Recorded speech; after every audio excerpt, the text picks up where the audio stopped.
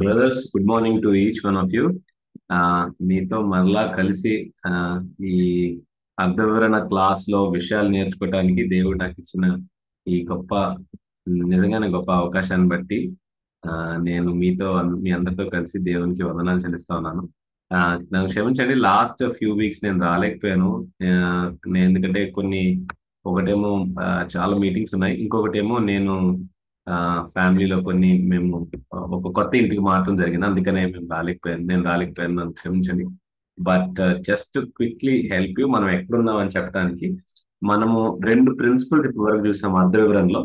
మొదటి వచ్చి అర్థ వివరణలో ఫస్ట్ ప్రిన్సిపల్ వచ్చి లిటరల్ ఇంటర్ప్రిటేషన్ అని చూసాం. అంటే ఆ, వాక్యాన్ని ఉన్నది ఉన్నట్టుగా తీసుకోవటం. ఎక్కడెక్కడైతే మనకి ఫిగర్స్ ఆఫ్ స్పీచ్ వాడబడినాయో, అలంకార భాష వాడబడిందో, అక్కడ మాత్రము ఆ అలంకార భాషలో ఉన్నటువంటి లిటరరీ టెక్నిక్ ని మనం అర్థం చేసుకుని అక్కడ ఉన్న విషయాన్ని తెలుసుకోవాలని మనం చూస్తాం. దాని తర్వాత రెండవ అర్థ వివరణలో రెండవ ప్రిన్సిపల్ ని మనం చూసింది ఏంటి అంటే కాంటెక్స్ట్.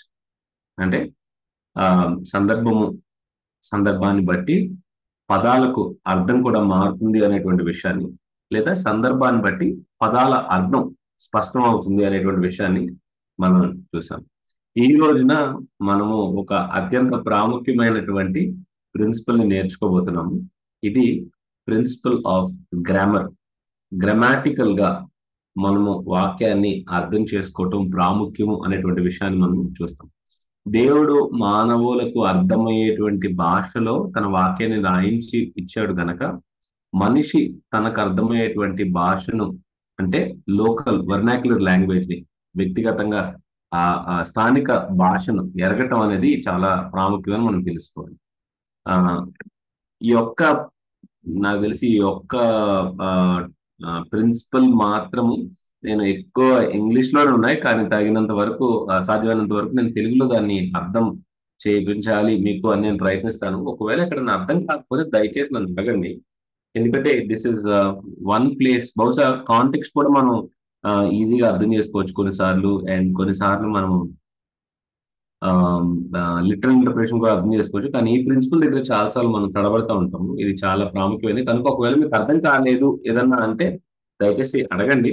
ఆ, నాకు సాధ్యమైనంత వరకు నేను మీకు అర్థం చేయడానికి నేను హెల్ప్ చేస్తాను. రైట్. రాయ్ బి జక్ అనేటువంటి ఈయన ఈ మాట అన్నాడు.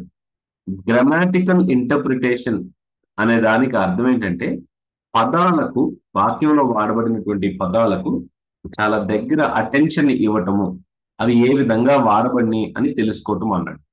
కొన్నిసార్లు ఇవి టెక్నికల్ విషయాలతో డీల్ చేస్తున్న విషయం అయినప్పటికీ కూడా, వాక్యం కనుక మనకి సరిగ్గా అర్థం కావాలి అంటే దేవుడు ఇచ్చిన మాటలు మనం చదవాలి అని మనం అర్థం చేసుకోవాలి.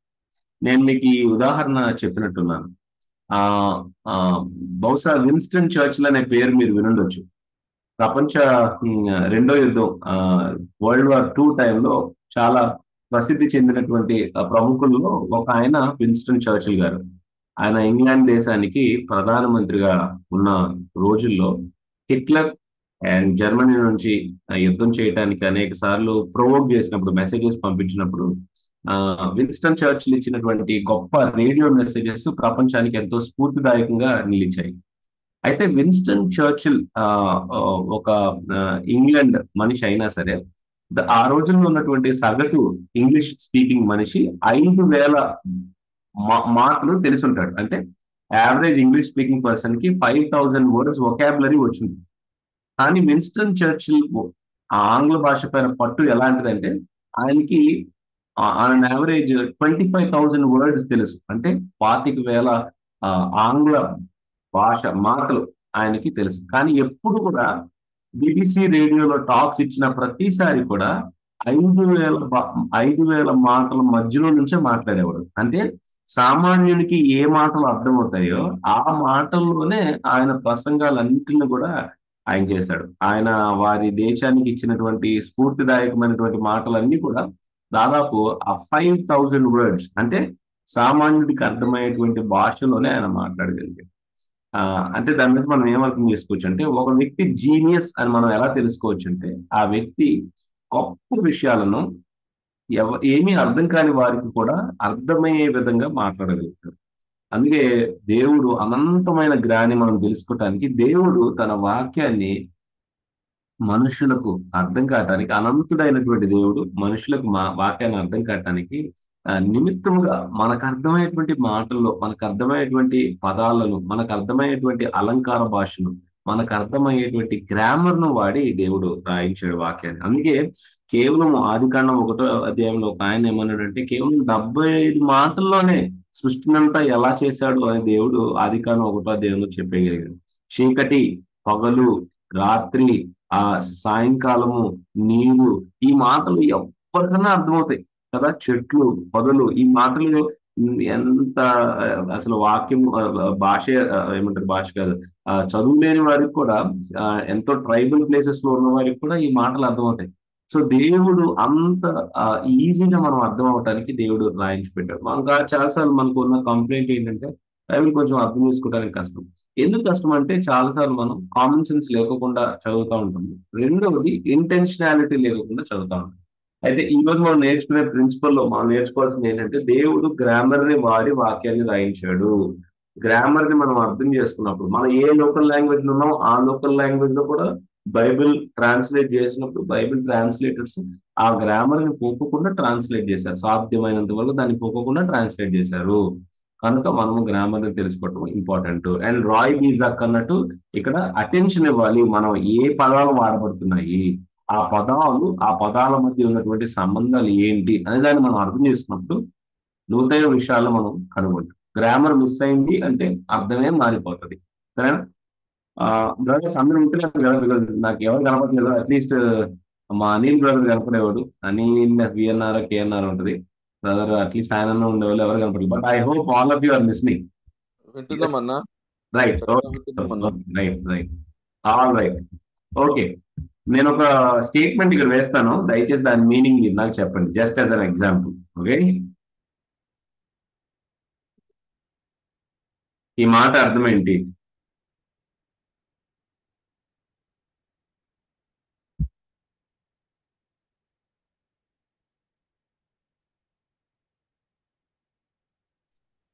Very simple. అమ్మమ్మ మనం తిందాము. అన్న హలో. అమ్మమ్మ మనం తిందాము అనేది ఒకటే, అమ్మమ్మని తిందాము అనేది రెండోది. శ్రీనాథ్ అన్న హలో అన్న. హలో, పవనం. What a pleasant shock this is the morning. Hopefully sweet shock. Can't believe you're here. Right. Yeah. Whatever answer I was planning to give, that other brother gave. Yes. Okay. Sorry. బామ్మగారు పదర్ని తిందాము అని చెప్పొచ్చు, లేకపోతే బామ్మగారిని తిందామని చెప్పొచ్చు. బామ్మ అనే mistake అక్కడ. ఎగ్జాక్ట్లీ. రైట్. అన్న చెప్పినట్లు లెట్స్ ఈట్ గ్రాండ్మా అంటే అమ్మమ్మని తిందాం అనే మాటకి, అమ్మమ్మ పద తిందాం అనే మాటకి ఎంతో వ్యత్యాసం ఉంది కదా. లెట్స్ ఈట్ గ్రాండ్మా అండ్ అమ్మమ్మ తిందాం పద అనే ఈ రెండు మాటల మధ్యలో వ్యత్యాసం ఎందుకు కలిగింది అంటే కేవలం ఈ చిన్న పంక్చువేషన్ మార్క్ వల్ల, ఈ చిన్న కామాని అక్కడ పెట్టడం వల్ల ఈ రెండు పదాలకు ఉన్నటువంటి అర్థమే అక్కడ మారిపోయింది. యేసుప్రభువు అన్నారు, ఒక్క పుల్లైనను తప్పిపోదు. వాస్తవంగా పొల్లు అనే మాట హీబ్రూలో చూసినట్లయితే యోద్ అనేది హీబ్రూ లాంగ్వేజ్ లో, హీబ్రూ ఆల్ఫబెట్స్ లో అతి చిన్నది, ఒక చిన్న స్ట్రోక్ లాంటిది, పైన ఒక చిన్న కామా లాగా, అపాస్ట్రఫీ మనం ఎలా పెడతాము అలాంటి చిన్న కామా లాంటిది. సో గ్రామర్ అనేది చాలా ప్రాముఖ్యమైనది అనేటువంటి విషయాన్ని చెప్పడానికి ఒక చిన్న ఎగ్జాంపుల్ నేను మీకు చూపించాను. రైట్. ఓకే.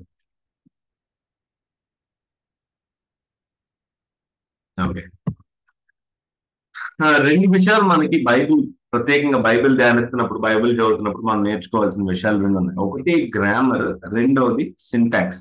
ఈ భాషలను చూసి మనం పెద్ద టెక్నికల్ గా అనుకోక్కర్లేదు. బేసిక్ మీనింగ్ ఏంటో మనం చూద్దాం. గ్రామర్ వెబ్స్టర్ డిక్షనరీ ఏమని చెప్తా ఉంది అంటే, ఒక మాట ఇంకొక మాటతో ఏ విధంగా రిలేట్ చేయబడుతుంది అనే దాన్ని గ్రామర్ అన్నారు. లేదా ఒక మాట ఒక స్టేట్మెంట్ లో ఒక ఆ చేయబడినటువంటి ఒక వాక్యంలో అది ఏ విధంగా పనిచేస్తుంది అనే దాన్ని గ్రామర్ అన్న. గ్రామర్ లో మనకి ఏమేమి ఉంటాయి? నౌన్, ప్రొనౌన్, వర్బ్, యాడ్వర్బ్, నామవాచకము, లేకపోతే దాని తర్వాత క్రియ, ఈ విధంగా మనకు కనపడేది ఒక పదము ఒక స్టేట్మెంట్ లో ఏ విధంగా పనిచేస్తుంది అనే దాన్ని మనం గ్రామర్ అంటాం. సింటాక్స్ అంటే ఏంటి అంటే రెండు పదాలు లేదా పదాలు ఒక స్టేట్మెంట్ లో ఒకదానితో ఒకటి ఏ విధంగా రిలేట్ అయి ఉన్నాయనే దాన్ని సింటాక్స్ అంటాం. సో ఇది కన్ఫ్యూజ్ చేయకుండా మేము నెక్స్ట్ దానికి తీసుకెళ్తాం. ఇక్కడ మీకు క్లియర్ గా అర్థం. గ్రామర్ అంటే పదాలు ఏ విధంగా పనిచేస్తున్నాయి అనే దాన్ని గ్రామర్ అంటాం. సింటాక్స్ అంటే ఒకదానితో ఇంకొక పదము ఏ విధంగా రిలేట్ అయి ఉంది అనే దాన్ని మనం సింటాక్స్ అంటాం. సో మీకు గ్రామర్, సింటాక్స్ ఈ రెండు గుర్తు లేకపోయినా పదాల ఫంక్షన్ ఏంటి, పని ఏంటి, అవి ఒకదానితో ఒకటి ఏ విధంగా కలిసి పనిచేస్తున్నాయి అనే దాన్ని మనం చూడొచ్చు. ఉదాహరణకి మనకి చాలా సార్లు పార్టిసిపుల్ అనే తెలుగులో నన్ను క్షమించండి, పార్టిసిపుల్ అనే తెలుగులో మనకి ఎలా ట్రాన్స్లేట్ చేయాలో తెలియదు నాకు. పార్టిసిపుల్ అనేది గ్రీక్ లో మనకి చాలా క్లియర్ గా కనపడతా ఉంటుంది. అది ఇంగ్లీష్ భాషలో ట్రాన్స్లేట్ చేసినప్పుడు లేదా ట్రాన్స్లేటర్స్ వాడినప్పుడు దాన్ని ఉదాహరణకి మత్తయి సువార్త 28వ అధ్యాయం 18 నుంచి 20 వచనాల వరకు మనం చదివినప్పుడు అక్కడ మనకి ఫేమస్ గా మనకు తెలిసిన ద గ్రేట్ కమిషన్ ఏమంటారు అని, గొప్ప ఆదేశం, మహా గొప్ప ఆదేశం. ఆ మహా గొప్ప ఆదేశంలో మీరు సర్వలోకమునకు వెళ్ళి శిష్యులుగా చేయండి అనే మాటను మనం చూస్తాం. ఎలా చేయాలి అనేది పార్టిసిపుల్ మనం చూసినప్పుడు కింద మనకి స్పష్టంగా కనపడతా ఉంటుంది. మీరు దేవుని తండ్రి కుమార పరిశుద్ధ నామంలో బాప్తిస్మం ఇవ్వండి అంటే దాని ముందుగానే ఏం జరగాలి? సువార్థీకరణ జరగాలి. సువార్థీకరణ జరిగిన వాడు బాప్తిసం తీసుకోవాలి. దాని తర్వాత పార్టిసిపెంట్ ఇంకోలాగా ఎలా వాడబడింది? రెండోది ఏంటంటే బాప్తిసం తీసుకున్నటువంటి వ్యక్తి సంఘంలో జాయిన్ చేయబడాలి. అక్కడ టీచింగ్ జరుగుతుంది. అక్కడ యేసుప్రభువు వారు చెప్పినటువంటి సంపూర్ణ వాక్యంలో ఎదుగుతూ ఉండాలి. సో ఎలా శిష్యులుగా చేస్తాము? శిష్యులుగా చేయటం అనేది క్రియ, ఇట్ ఈస్ అ వర్డ్. కానీ అది ఎలా ఫుల్ఫిల్ అవుతుంది అనేది పార్టిసిపెంట్స్ లో మనం చూసినప్పుడు ఈ మూడు విషయాలు మనకు కనపడతాం. ఈ పదాల యొక్క సంబంధం మనకు అర్థం కానప్పుడు మనం ఆ నాలుగింటిని వేరువేరుగా తీసుకోవచ్చు. వేరువేరు తీసుకుని ఆ 4 వేరువేరు విషయాలు మనం అనుకోవచ్చు. అలాగే ముందుకెళ్తే ఇంకా కొంచెం మనకి అర్థమవుతుంది. ఈ ఈ ఈ క్లాస్ లో హోప్ఫుల్లీ కుదిరినంత వరకు ఇదిగో ఈ విషయాలన్నిటిని మనం కవర్ చేద్దాం. నాకు తెలిసి అన్ని కవర్ చేయలేకపోవచ్చు. మనము కొన్ని విషయాలైనా సరే మనం టచ్ చేద్దాం ఈరోజు. కొన్ని విషయాలైనా సరే మనం కవర్ చేయడానికి ట్రై చేద్దాం. ఏమేమి ఉంటాయి బైబిల్ ఇంటర్ప్రిటేషన్ లో ప్రధానంగా మనం చూడాల్సినవి అంటే, మొదటిది ఇండికేటివ్ అండ్ ఇంపరేటివ్. దాని తర్వాత నేను తెలుగులో చెప్తాను అవి ఏంటివో. దాని తర్వాత టెన్సెస్ అంటే భూతకాలము, భవిష్యత్ కాలము అలాంటివి. దాని తర్వాత సింగులర్ అండ్ ప్లూరల్ ఫార్మ్స్ అంటే ఏకవచనంలో ఉన్నవి, బహువచనంలో ఉన్నాయి, ఎందుకు చూడటం ఇంపార్టెంట్. హోమోనిమ్స్, సినోనిమ్స్ అంటే పర్యాయ పదాలు. కాంట్రాస్ట్ అంటే వ్యత్యాసాలుగా ఉన్నటువంటి విషయాలు. సో ఈ విషయాలను మనము బేసిక్ గ్రామర్ లో టచ్ చేసే వాటిని బేసిక్ గానే, ఇవి మనం ఇండెప్త్ గా కూడా వెళ్ళట్లేదు, బేసిక్ గా గ్రామర్ లో మనం టచ్ చేసే కొన్ని విషయాల్లో వాటిని మనం చూద్దాం. ఆల్రైట్, ఫస్ట్ విషయాన్ని మనం చూద్దాం. ఇది చాలా ఇంపార్టెంట్ అండి. ఒక్క నిమిషం, జస్ట్ 1 minute.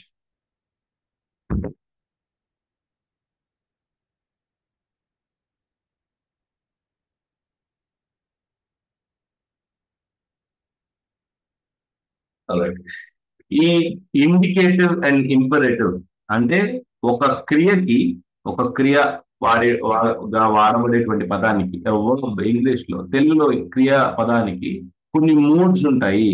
గ్రీక్ భాషలో కొన్ని మాటలు వాడినప్పుడు మూడ్ను బట్టి, ఆ క్రియకున్నటువంటి మూడ్ని బట్టి అర్థం మారుతుంది అని మనం తెలుసుకోవచ్చు. రైట్. ఇండికేటివ్ అంటే ఏంటి అంటే సూచనగా చెప్పబడుతున్న మాట. చూడండి, ఇక్కడ నేను ఎగ్జాంపుల్స్ ఇస్తా ఉన్నాను. ఇండికేటివ్ స్టేట్మెంట్ అంటే ఏదైతే ఫ్యాక్ట్ గా ఉందో దాన్ని బైబిల్ గ్రంథకర్తలు అక్కడ మనకి ఫ్యాక్ట్ గా రాయించి పెట్టారు. దేవుడు వారి ద్వారా రాయించి పెట్టాడు. A statement of fact or what has been done, జరిగినటువంటి విషయాన్ని ఇండికేటివ్ మూడ్ లో రాయించి పెట్టారు. రెండవది, ఉదాహరణకి దానికి అర్థం ఏంటంటే the holy Bible is on the table. దేవుని యొక్క పరిశుద్ధ వాక్యం ఆ టేబుల్ పైన ఉంది అంటే అదొక వాస్తవము, అదొక సూచనగా అక్కడ చెప్పబడుతుంది. అయితే ఇంపరేటివ్ అంటే ఏంటి అంటే ఒక ఆజ్ఞను బైబిల్ గ్రంథకర్తలు ఇచ్చినప్పుడు దాన్ని ఇంపరేటివ్ మూడ్ లో రెండు వర్బ్సే, కానీ ఈ మూడును బట్టి ఈ రెండింటికి ఉన్నటువంటి వ్యత్యాసం చాలా పెరుగుతుంది, రైట్? ఇండికేటివ్ అనే దానికి జరిగినటువంటి విషయాన్ని ఆ విధంగా వాళ్ళు స్టేట్ చేస్తా ఉన్నారు. ఇంపరేటివ్ అనేటువంటి విషయం ఏంటంటే మనం చేయవలసిన విషయాన్ని మనకు ఆజ్ఞగా ఇస్తా ఉన్నారు. ఈ రెండింటి వ్యత్యాసం గనక తెలియకపోయినట్లయితే బైబిల్ వ్యక్తిగత ధ్యానంలో, రెండవది బైబిల్ ప్రత్యేకంగా ప్రీచింగ్ లో గొప్ప కష్టం వస్తుంది. ఖచ్చితంగా మనం మిస్ఇంటర్ప్రిట్ చేసేస్తాము అనే ఒక విషయాన్ని మనం గమనించాలి. చూడండి, దయచేసి కొలస్సీలకు రాసిన పత్రిక 3వ అధ్యాయము 1వ వచనానికి ఇద్దాం అందరం. కొలస్సీలకు రాసిన పత్రిక 3వ అధ్యాయము 1వ వచనం. Let me just stop sharing. మీరు ఓపెన్ చేయండి కొలస్సీలు రాసిన పత్రిక 3వ అధ్యాయము 1వ వచనం. మీరు గమనించినట్లయితే దాదాపు అన్ని పత్రికల్లో కూడా, ప్రత్యేకంగా అపోస్తలుడైన పౌలు పత్రికల్లో మొదటి భాగం అంతా, పత్రిక యొక్క మొదటి భాగం అంతా కూడా ఇండికేటివ్ మూడ్ లో ఉంటుంది. రెండవ భాగం అంతా కూడా ఇంపరేటివ్ మూడ్ లో ఉంటుంది. అంటే మొదటి భాగం అంతట్లో కూడా దేవుడు యేసుక్రీస్తునందు మన పట్ల ఏ విషయాన్ని చేశాడో అనేటువంటి వాస్తవాన్ని చెప్తా ఉంటాడు. అందుకే ఎఫెసీయులకు రాసిన పత్రిక ఊరుకుని తీసుకున్నాం అనుకోండి, మొదటి అధ్యాయము మొదటి వచనం నుంచి 3వ వచనం వచ్చేసరికి ఆల్రెడీ చెప్తా ఉన్నాడు, తండ్రి అయిన దేవుడు కుమారుడైనటువంటి యేసుక్రీస్తులో సంఘం పట్ల చేసినటువంటి గొప్ప కార్యాన్ని, విమోచన కార్యాన్ని గురించి నేర్పిస్తా ఉన్నాడు. దాని తర్వాత 3 అధ్యాయం దాటేసరికి 4వ అధ్యాయం వచ్చేసరికి 4వ అధ్యాయం నుంచి 6వ అధ్యాయం దాకా ఇంపరేటివ్ మూడ్ లో మాట్లాడుతూ ఉంది. అంటే దేవుడు ఇది చేశాడు కనుక, మీరు ఆయనలో ఉన్నారు కనుక మీరు ఏ విధంగా, అందుకే సువార్తను పోలి మీరు నడవండి అంటున్నాడు, మీరు ఆర్మర్ ఆఫ్ గాడ్ వేసుకోమన్నాడు, పరిశుద్ధాత్మ చేత నింపబడి ఉండండి అంటున్నాడు. సో మొదటి 3 అధ్యాయాల్లో కూడా ఇండికేటివ్స్ ని నేర్పించిన తర్వాత చివరి 3 అధ్యాయాల్లో ఇంపరేటివ్స్ ని ఆయన మాట్లాడుతున్నాడు. రోమిలకు రాసిన పత్రిక తీసుకుందాం.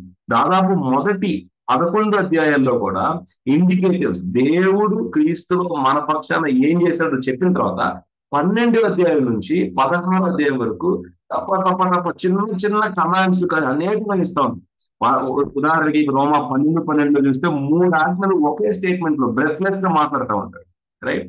దాదాపు అన్ని పత్రికల్లో కూడా మొదటి భాగం అనేది ఎక్కువ శాతము ఇండికేటర్స్ కి వాడబడుతుంది. దేవుడు క్రీస్తులో చేసినటువంటి వాస్తవమైనటువంటి విమోచన కార్యక్రమం. రెండవ భాగంలో దేవుడు ఈ చేశాడు గనక మనము ఏ విధంగా ఆయన మాటకు లోబడి ఉండాలి, ఆయన ఆత్మచేత నింపబడి ఉండాలి అనే విషయాన్ని చూస్తాం. అయితే కొలస్సీ 3లో మాత్రము ఇండికేటివ్ అండ్ ఇంపరేటివ్, దేవుడు చేసిన వాస్తవము, దేవుడు చేసినటువంటి సత్యము సూచనలుగా చెప్పబడుతుంది. రెండోది మనకి ఇవ్వబడిన ఆజ్ఞలు కూడా ఉన్నాయి. ఈ రెండింటికి వ్యత్యాసాన్ని మీరు చూడాలని నేను అడుగుతా ఉన్నాను. So somebody can read Colossians chapter 3 3వ అధ్యాయము 1, 2, 3, 4 వచనాలు చదువుతాం. దీంట్లో ఏది ఇండికేటివ్ మూడ్ లో ఉంది, ఏది ఇంపరేటివ్ మూడ్ లో ఉందని మీరు నాకు చెప్పాలి. మీరు క్రీస్తుతో కూడా లేపబడిన వారైతే పైనున్న వాటినే వెదకుడి. చెప్పండి బ్రదర్, దీంట్లో ఇండికేటివ్ ఏది, ఇంపరేటివ్ ఏది? క్రీస్తుతో కూడా లేపబడిన వారు, దాన్ని ఏమనొచ్చు మనం? ఇండికేటివ్. ఎక్సలెంట్. దేవుడు ఏం చేశాడు? మన పక్షం చేస్తా ఉన్నాడు. మనం లేపుకోలేదు, మనం ఏం చేయలేదు. మనం కేవలం పాపంలో, ఎఫ్ఎస్సి 2వ అధ్యాయం 1వ వచనం ప్రకారం మనం పాపంలో చచ్చిన వాటి మేము, ప్రాణం చేత చచ్చిన వాటి మేము. కానీ ఈ విమోచన కార్యక్రమాన్ని చేసింది దేవుడు, రైట్? మీరు క్రీస్తుతో కూడా లేవబడ్డారు, అది ఇండికేటివ్. ఆ నెక్స్ట్ స్టేట్మెంట్ ఏంటి బ్రదర్? పైనున్న వాటినే వెదకుడి. దాన్ని ఏమనాలి? ఇంపరేటివ్. అపోస్తలుడైన పౌలు చెప్తున్నాడంటే దేవుడు అది చేయకపోతే మీరు నచ్చినది చేయలేరు. దేవుడు చేశాడు కనుక ఖచ్చితంగా దీనిపైన జయాన్ని ఇచ్చేటువంటి దేవుడు ప్లీజ్ చేయండి. చూసారా, ఇండికేటివ్ నుంచి ఇంపరేటివ్ వస్తా ఉంది. కానీ రెండింటి వ్యత్యాసం మనకు తెలియపోయినట్లయితే బైబిల్ ధ్యానంలో మనము సరిగా అర్థం చేసుకోలేము, ఆ లోతైన సత్యాన్ని మనం గ్రహించలేము. బోధన చేసేటప్పుడు ప్రత్యేకంగా మీలో చాలా మంది పాస్టర్లు, ప్రీచర్స్ ఉన్నారు, ఇంకా కష్టం. చదువుతా ఉంటుంది కదా. ఇంకొంచెం 2వ వచనంకి వెళ్దామా? అక్కడ క్రీస్తు దేవుని కుడిపార్శ్వమున కూర్చుండి ఉన్నాడు. పైనున్న వాటి మీదనే గాని భూ సంబంధమైన వాటి మీద మనస్సు పెట్టుకొనకుడి. మళ్ళీ ఎవరైనా చెప్తారా దీంట్లో ఇండికేటివ్ ఎక్కడ ఉంది, ఇంపరేటివ్ ఎక్కడ ఉంది? కూర్చున్నాడు వరకు ఇంపరేటివ్, మనసు నిలుపు. కూర్చున్నవాడు ఇంపరేటివా? అవునన్నా, ఇంపరేటివ్ ఏంటావు? ఇండికేటివ్. ఇండికేటివ్. నేను అది పదాలు అటు ఇటు మాట్లాడానన్నా. ఇండికేటివ్ ఆ పదాలు అట్లయితే రాయలేదు మరి అపోస్తలుల పౌలు, మన జాగ్రత్తగా ఉంటది. అవునా? ఇంపరేటివ్ తర్వాత ఏంటి? మనసు పెట్టుకొనుడి. ఆయన అక్కడ స్థిరస్తులై ఉన్నాడు, మనకి శక్తినిస్తాడు, దానిపైన ధ్యానించడానికి, మనసు పెట్టడానికి మనకు శక్తినిచ్చేవాడు ఆయన, మనల్ని లేపినవాడు ఆయన, మనం వాటిపైన ఆస్తి పెట్టేవాడు ఆయన. ఆయన అక్కడ స్థిరుడైనప్పుడు ఉన్నాడు కనుక మన పక్షాన ఆయన శక్తినిచ్చేవాడు, మనము వాటిపైన మనసు పెట్టడి. నెక్స్ట్ స్టేట్మెంట్ చదవండి బ్రదర్ ఎవరు. అన్న ఇండికేటివ్ ఇంపరేటివ్ అంటే తెలుగులో ఏందన్న? అదే బ్రదర్, ఇండికేటివ్ అంటే జరిగిన విషయాన్ని ఆ విధంగా చెప్పటం, ఒక సూచనగా చెప్పటం, ఒక స్టేట్మెంట్ గా చెప్పటం, దట్ ఈస్ ఇండికేటివ్. ఇంపరేటివ్ అంటే మనం చేయాల్సినటువంటి దానిని ఆజ్ఞ రూపంలో ఇవ్వటం. రెండిటిలో వర్బ్స్ ఉంటాయి, రెండిటిలో క్రియాపదం ఉంటుంది అని చెప్పి. కరెక్ట్ వర్బ్ అంటే క్రియాపదమే కదా.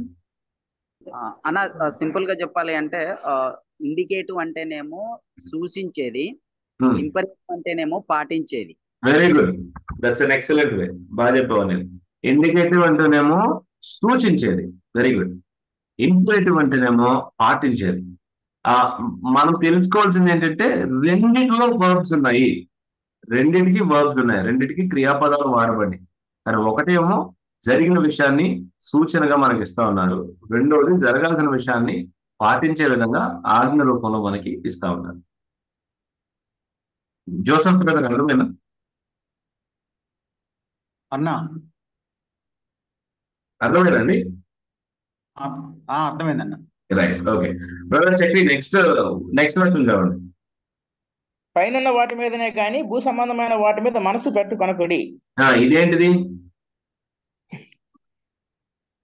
ఇది ఇంపరేటివ్. రైట్. సో మనకి బేసిక్ గా అర్థం కావాల్సింది ఏంటంటే ఇది ఒక ఆజ్ఞ. ప్రీచింగ్ చేసేటప్పుడు ఈ రెండింటి వ్యత్యాసం తెలియకపోయినట్లయితే మనం ఎక్కడైతే సత్యాన్ని నొక్కి చెప్పాలో, స్టేట్మెంట్ గా సంఘస్థుల్ని బలపరచాలో, సంఘస్థుల హృదయాల్ని ధైర్యపరచాలో అక్కడ మనం ఆజ్ఞ ఇచ్చేయచ్చు. ఎక్కడైతే ఆజ్ఞ ఇవ్వాలో అక్కడ పొరపాటుని కూడా చెప్పదు. అందుకే గ్రామర్ గా తెలుసుకోవటం ప్రధానం అనేటువంటి విషయాన్ని మనం నేర్చుకుంటున్నాం. మనం ఇంకొక వచనం చదవండి. ఏలయనగా మీరు మృతి పొందితిరి, మీ జీవము క్రీస్తుతో కూడా దేవుని యందు దాచబడి ఉన్నది. ఎవరన్నా చెప్తారా ఏంటిది అది? ఇండికేటివ్ కదా. మనం ఏమీ చేయలేము, మనం వృద్ధులయ్యాము, కానీ మనల్ని సజీవులుగా చేశాడు ఆయన విమోచన కార్యక్రమం ద్వారా. రెండోది మన యొక్క జీవాన్ని ఇప్పుడు ఆయన అక్కడ దాచి ఉంచాడు. ఇంకొక వర్షం చూడండి, దాని తర్వాత విల్ మూవ్ ఆన్. మనకు జీవమై ఉన్న క్రీస్తు ప్రత్యక్షమైనప్పుడు మీరును ఆయనతో కూడా మహిమ యందు ప్రత్యక్షపరచబడుదురు. ఏంటిదండి? ఇండికేటివ్. ఇప్పటి వరకు పాస్ట్ టెన్స్ లో జరిగినటువంటి ఇండికేటివ్ చెప్తున్నాడు, ఇప్పుడు భవిష్యత్తులో జరగబోతున్నటువంటి ఒక స్టేట్మెంట్ ని చెప్తా ఉన్నాడు. ఇది చేసినటువంటి అది కూడా చేయగలుగుతాడు, రైట్. ఇవన్నీ నెరవేర్చినటువంటి దేవుడు, అది నెరవేర్చడం పెద్ద గొప్ప కాదు, ఖచ్చితంగా చేయగలుగుతాడు. So now let me take you back to that this thing. మనం నేర్చుకుంటుంది ఏంటి అంటే, ఒక్క నిమిషం, రైట్.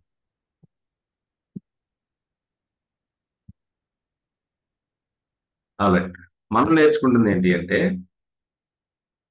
ఇంపరేటివ్స్ అనేవి ఇండికేటివ్స్ నుంచే ఫ్లో అవుతాయి. That is the principle brothers. పాటించేవి అనిల్ చెప్పినట్టు చక్కగా పాటించబడవలసినవి ఎప్పుడు కూడా సూచింపబడవలసిన వాటి నుంచే ప్రవహిస్తాయి.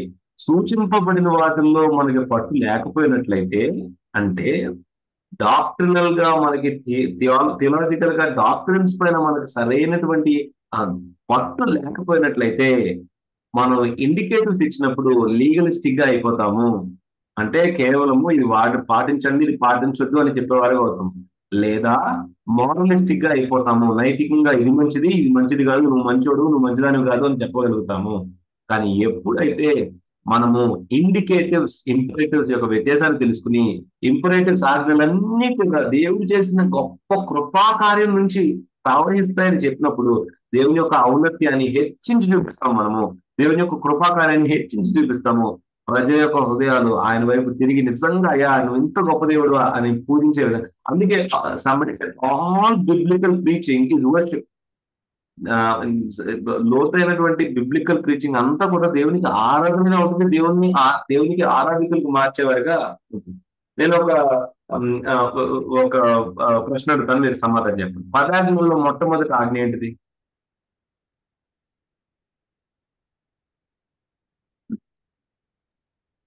నీ దేవుడని యెహోవా, నేను తప్ప వేరొక దేవుడు నీకు ఉండకూడదు. రైట్. దాని మధ్యలో ఒకటి ఉంది, దాన్ని మనం చక్కగా కన్వీనియంట్ వదిలేసాం.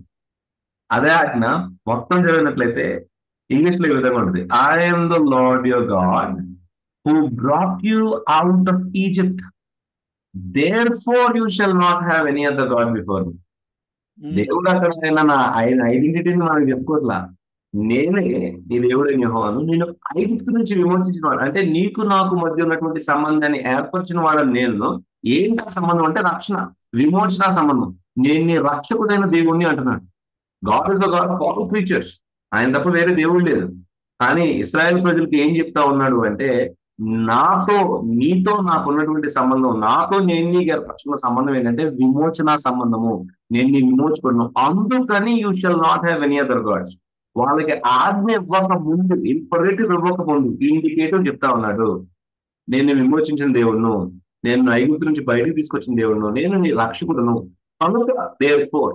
సో అదే ప్రిన్సిపల్ మనం బైబిల్ అంతా కూడా చూస్తాము. దేవుడు ఎక్కడా కూడా ఇంపరేటివ్ ని, ఆజ్ఞను ఇండికేటివ్ లేకుండా, ఆయన విమోచన కార్యక్రమం లేకుండా ఎక్కడ లేదు.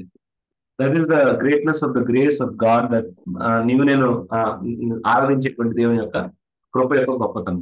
ఈ ప్రిన్సిపల్ అర్థమైంది అందరికీ?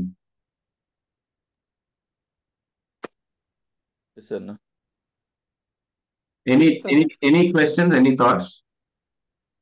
It's very clear, because most of the times ikkada mistake అయిపోతుంది, as you are rightly said. Most of the people are very comfortable in laying out rules, right? And without understanding why, and without understanding the context of how Lord has told it in an imperative way, it becomes very difficult, and then people will look at Bible as a rule book and not for what it is. So I think grammar plays a very important role there, and understanding how imperatives and indicatives are related to each other. Thank you. All right, we will move on. రెండవ విషయానికి మనం చూద్దామండి. అంటే new testament లో మనకు పౌలు రాసిన పత్రికలో ఈ ప్యాటర్న్ చాలా క్లియర్ గా స్పష్టంగా కనబడుతుంది. ఏంటంటే ఫస్ట్ హాఫ్ ఇండికేటివ్స్, ఇంపరేటివ్స్ అనేటువంటి చాలా క్లియర్ గా ఉన్నాయి. ఓల్డ్ టెస్టిమెంట్ నుంచి ప్రీచ్ చేసినప్పుడు నెరేటివ్స్ నుంచి ఒక స్టోరీ ఉంది. ఆ స్టోరీలో ఓన్లీ ఇండికేటివ్స్ ఉండి ఇంపరేటివ్స్ అనేటువంటిది కనబడనప్పుడు దాన్ని ఎట్లా అప్లై చేయాలి? రైట్ బ్రదర్, మనము నేర్చుకున్నది ఏంటంటే బైబిల్లో లిటరరీ జానరాస్ ఉన్నాయని మనం నేర్చుకున్నాం, గుర్తుందా? Yeah right. What are the literary genres? నీకేమైనా గుర్తుంటే ఒకటి 4 చెప్పు. 4 ఉన్నాయి బ్రాడ్ గా. కథనం, నేరేటివ్ గుర్తుందా? పోయటిక్స్, రైట్. ప్రాఫిటిక్ గుర్తుంది కదా? 4వది డిస్కోర్స్. నువ్వు మాట్లాడుతున్నది డిస్కోర్స్ నుంచి మనం మాట్లాడుకున్నది. డిస్కోర్స్ ఈ డిస్టింగ్విషన్ చూడటం చాలా ఈజీ. నువ్వు చెప్పినట్టు పోయట్రీ, ప్రాఫెసీ, నేరేటివ్ లో ఈ వ్యత్యాసాన్ని చూడొచ్చా? కొన్నిసార్లు చాలా క్లియర్ గా వ్యత్యాసం ఉంది. ఫర్ ఎగ్జాంపుల్ 10 కమాండ్మెంట్స్ నేను చూసినప్పుడు. కానీ 10 కమాండ్మెంట్స్ ఏంటంటే నేరేటివ్ లో ఉన్నా సరే, జాన్రా అంటే ఎక్సడస్ అనేది నేరేటివ్ కథనం రూపంలో చెప్పబడినా సరే, ఈ పదాజ్ఞలు వచ్చేసరికి అక్కడ డిస్కోర్స్ ఉంది. దేవుడు ఆయన ప్రజలకు పదాజ్ఞల ద్వారా బోధన చేస్తున్నారని మనం చెప్పచ్చు.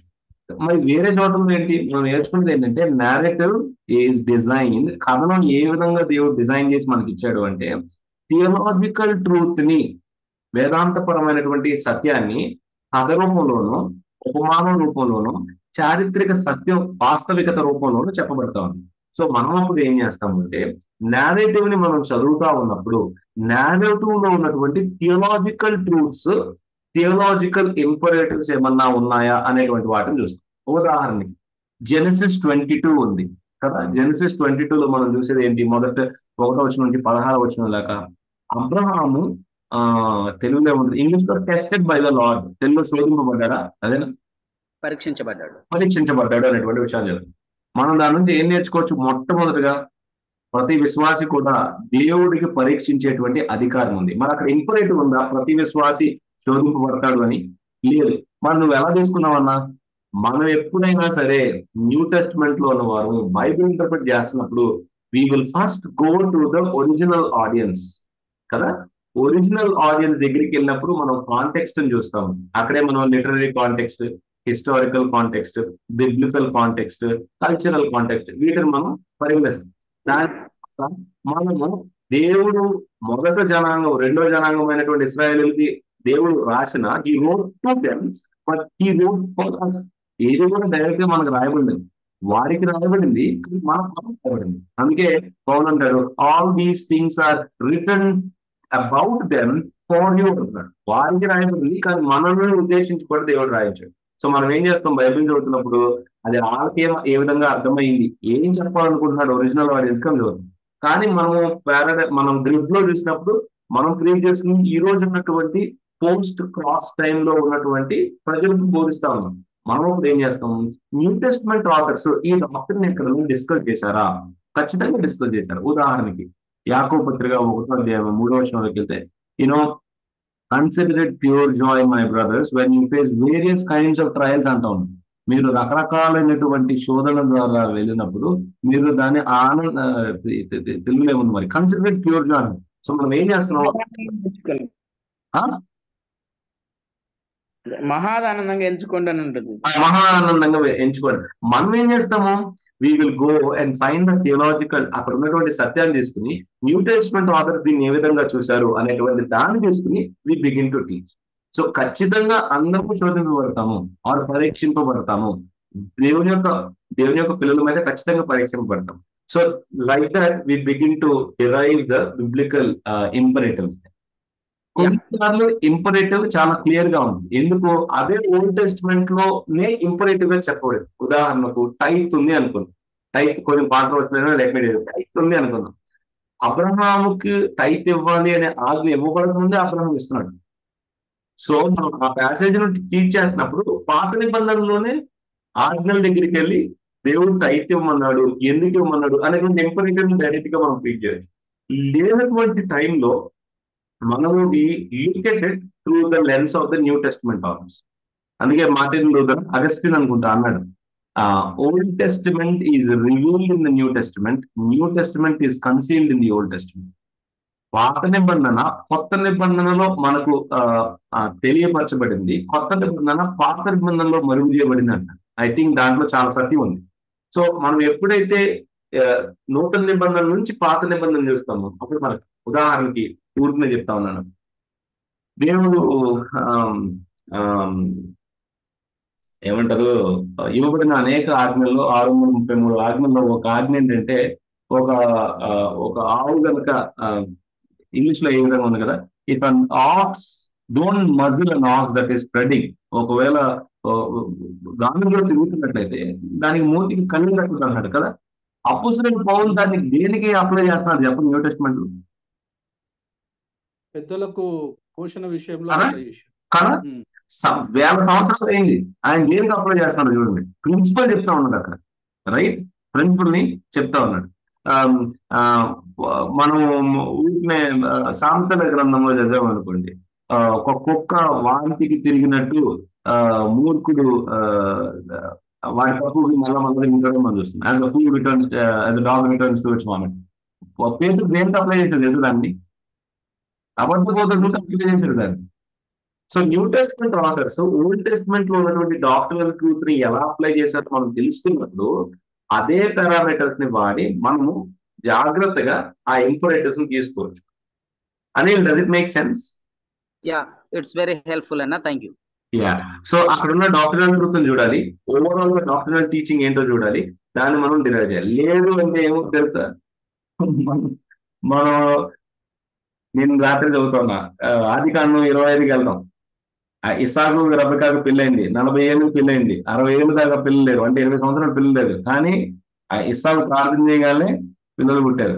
మనం దాని నుంచి ఏం ప్రీచ్ చేస్తాం, ఇదిగో ప్రార్థన చేసినప్పుడు దేవుడు పిల్లలు ఇస్తాడు. అలాగే అవతరం అవుతున్నాడు అనుకో, వాడిని హైలైట్ అయిపోతాడు, వాడు ఇంకో పనులు అమ్ముతాడు, దాని పేరు అలా అమ్ముతాడు. ఇదిగో ఇది గర్భఫలం ఇచ్చేటువంటి హార్వెస్ట్ ఫెస్టివల్ నుంచి ఇచ్చాను, 10,000 కట్టు నీకు పిల్లలు పుడతారు అంటాడు.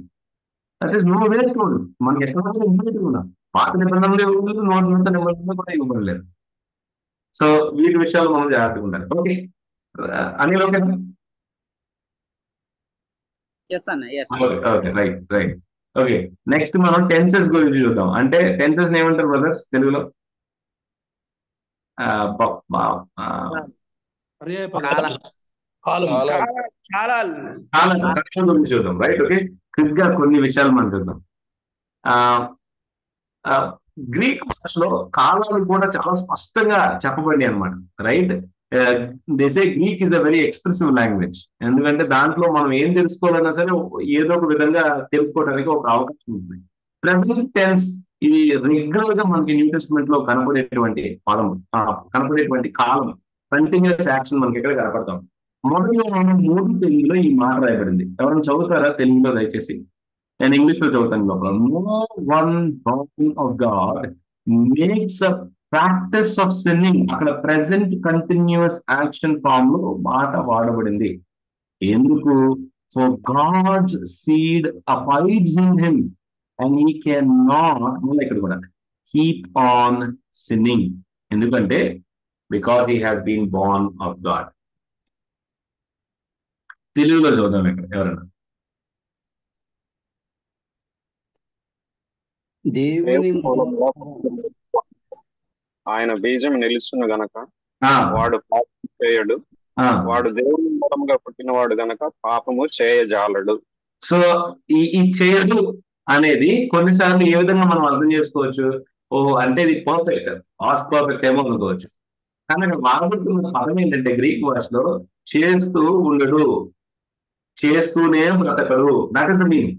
ఒకవేళ పాపం చేయడు అంటే every Christian is a liar. The holy Bible itself is line. అందుకే పాల్ వాషర్ గారు అన్నట్టు నిజమైనటువంటి క్రైస్తవుడు is not sinless, but he will sin less and less and less. అది మన అనుభవం అయి ఉండాలి. ఒకవేళ మన అనుభవం కాకపోయినట్లయితే మనం పశ్చాత్తాపం దేవుని వైపు తిరిగయ్యా నన్ను మళ్ళా ఒకసారి మీ కృపచేత క్షమించండి, బలపరిచే మీ కృపచేత నన్ను మళ్ళా పరిశుద్ధపరచండి అని ప్రార్థన చేయాలి. కానీ ఇక్కడ ఉన్నటువంటి టెన్స్ ఏంటిది? ఇది మనం ప్రజలకు బోధించలేదనుకోండి, టీచర్స్ గా పాస్టర్స్ గా మీరు గొప్ప ప్రమాదం ఏర్పడుతుంది. కొంతమంది ఎంతో డిప్రెషన్ లో వెళ్ళిపోతారు. 10 మాసాలు నేను రక్షణ పొందానా లేదా అనేటువంటి భయంలో వెళ్ళిపోతారు. అఫ్కోర్స్ కొంతమంది ఈ విషయాన్ని తెలిసిన వాళ్ళు రక్షణ పొందకపోయినా సరే నేను రక్షణ పొందాను అనుకుంటారు. పాపలో హ్యాపీ వెతుకుతూ ఉంటారు. వాడికి లక్షణం లేదు. సో టెన్సెస్ అనేవి ఇంపార్టెంట్. 2 మాటలకి టెన్స్ అదే వాడబడింది, అదే కాలం వాడబడింది. ఏంటంటే చేస్తూ ఉండడు, చేయజాలడు అంటే చేయటానికి అతను ఇష్టపడడు, అట్లానే జీవించడు, బ్రతకడు. చెప్పండి బ్రదర్, ఎవరు చెప్పారు? కొనసాగడు, పాపంలో కొనసాగడు, పాపంలో కొనసాగుతూ ఉండడు. That is the meaning. ఇంకొక విషయాన్ని మనం చూద్దాం. మార్కు సువార్త 12వ అధ్యాయం, ఇది కూడా తెలుగులో చూద్దాం. 26 and 27. ఎవరన్నా 26వ వచనం 27వ వచనం దయచేస్తాం.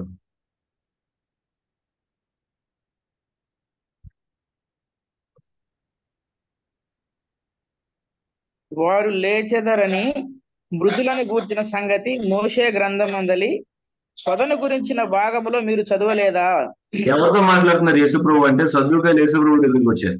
సద్దుకాయలు యేసుప్రభు దగ్గరికి వచ్చినప్పుడు ఓ పెద్ద కథ చెప్పారు, గుర్తుందా? ఒకడు ఉన్నాడు, ఆయన చచ్చిపోయాడు, ఆయన భార్య 4 తమ్ముడు చేసుకున్నాడు. ఎందుకంటే ధర్మశాస్త్రం ప్రకారం తమ్ముడే చేసుకోవాలి కదా, ఎందుకంటే పేరును పెంపొందించాలి.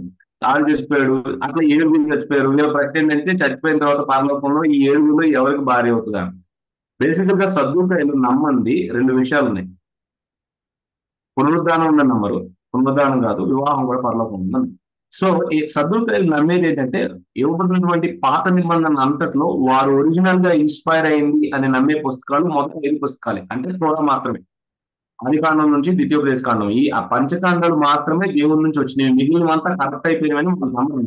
యేసుప్రభు ఇంట్రెస్టింగ్ గా పాత నిబంధనలో ఉన్న అన్ని గ్రంథాలు, ఏ గ్రంథాల నుంచి అయినా వారికి బోధించవచ్చు. కానీ పాత నిబంధనలో ఉన్న మొదటి 5 గ్రంథాలైనా 2వ గ్రంథమైనా నిర్గమాకాండానికి తీసుకెళ్లే వారికి జవాబు ఇస్తా ఉంది. ఎక్కడ మాట చెప్పండి, ఎక్కడ విషయాన్ని మాట్లాడుతూ ఉన్నాడు యేసుప్రభు? నిర్గమాకాండము 3వ అధ్యాయం కదా. మోషేకి దేవుడు 10లో నుంచి మాట్లాడినప్పుడు జరిగినటువంటి సంఘటనను గుర్తు చేస్తా ఉన్నాడు. ఏం చెప్తా ఉన్నాడు చెప్పండి ఇక్కడ? అబ్రహాము దేవుడను, ఇస్సాకు దేవుడను, యాకోబు దేవుడనని, నేను సజీవులకి దేవుడను గాని మృతులకు కాదు అన్నాడు. ఏం చెప్తున్నాడు యేసుప్రభు వారు? సజీవులకే దేవుడు అనే కంక్లూజన్ ఎందుకు వచ్చారు అసలు? అంటే వాళ్ళు పునరుత్థానము ప్రూవ్ చేయడానికి. పునరుత్థానం ఉంది, ఒకటి పునరుద్ధానం ఉన్నది, కరెక్ట్. రెండోది దేవుడికి వారు ఇంకా బ్రతికున్నారని. మనుషులు చనిపోయారు వాస్తవంగా, కానీ ఉనికిలో మాత్రం ఉన్నారు. సో బెన్యామిన్ చెప్పినట్టు ద డాక్ట్రిన్ ఆఫ్ రిజరక్షన్ ని యేసు ప్రభు వారు వారికి నిరూపించడానికి వాడుకున్నటువంటి టెక్నిక్ ఏంటో తెలుసా? To simply say that tense of the tense of work. John MacArthur pastor గారు ఈ మాట అంటారు, Jesus hung the doctrine of resurrection on the tense of a work. ఒక క్రియాపదం యొక్క కాలం పైన యేసు ప్రభు వారు ఆ పునరుద్ధానం ఉందనేటువంటి సిద్ధాంతాన్ని అక్కడ వాళ్ళకి చాలా స్పష్టంగా చూపిస్తున్నాడు. మీరు చెప్పండి యేసు ప్రభు వారు బైబిల్ ని చదివినప్పుడు ఆయన గ్రామర్ ను ఉపయోగించి చదివాడా, గ్రామర్ ను ఉపయోగించుకొని చదివాడా? చెప్పండి. తప్పకుండా ఉపయోగించి 1000%. రాసింది ఆయనే, రాపించింది ఆయనే తన తండ్రి యొక్క ఆత్మ చేత. Used grammar. మనం మీకు తెలుసా, ఇదే వచనాన్ని వేల సంవత్సరాలుగా బైబిల్లో యూదులు చదువుతున్నారు. How is it that they missed it? యేసు ప్రభు వారు వ్యక్తిగతంగా కాపీ కూడా లేదు, ఎందుకంటే కాపీ చేసేటువంటి ఆస్కారమే లేదు ఆ రోజుల్లో. ఎంతో ఎక్స్పెన్సివ్ స్లోనే ఉండేది, అందుకే సిలబస్ కింద అది చదువుకునే వాళ్ళు. అండ్ లిటరసీ రేట్ అప్పుడు లెస్ దాన్ 3%. ఇప్పుడు మనకి రకరకాల బైబిల్స్ ఉన్నాయి కదా, రకరకాల రంగుల్లో, షేప్స్ లో, సైజుల్లో, ముసలోళ్ళకు బైబుల్, యవనస్తులకు బైబుల్, ప్రెగ్నెంట్ వాళ్ళకు బైబుల్, పిల్లలు పుట్టిన బైబుల్, ఎన్ని కామెంటరీస్ ఉన్నాయి. గ్రీక్ ఇంటర్లింగ్వేజ్ ఎన్ని ఓపెన్ గా ఉన్నాయి మనకి. బ్రదర్ మనం చదవలేదు అనడానికి మనకి ఎక్స్క్యూజ్ లేదు, మనకి చాలా ఇవ్వబడింది. సో టెన్స్ మనం చూస్తా ఉన్నాం brothers. I hope your understanding. Present continuous మనం చూసినాము, దాని వల్ల అర్థం ఎంత మారిపోతుందో మనం చూసాం. రెండోది మీరు అన్నిటినీ నేను చెప్పకపోవచ్చు, బట్ కొన్ని విషయాలు మనం చూద్దాం. ఓకే, మత్తయి సువార్త 5వ అధ్యాయం చూద్దాం దయచేసి. Matthew chapter 5 3-12.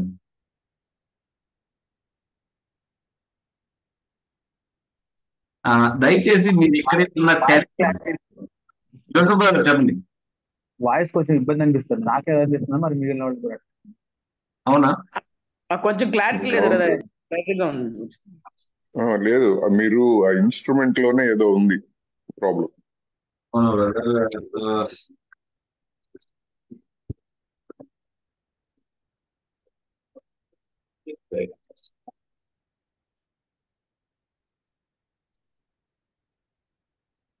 బ్రదర్ ఇప్పుడేమన్నా బెటర్ ఉందా?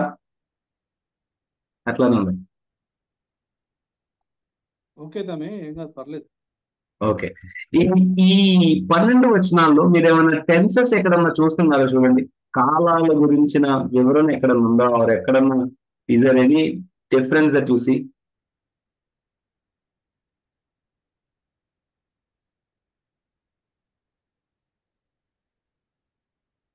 కదా కంటిన్యూస్ గా ప్రతి లైన్ లోనూ ఉంది, కానీ ఈజ్ దేర్ ఎ డిఫరెన్స్ అన్న ఎక్కడైనా సరే?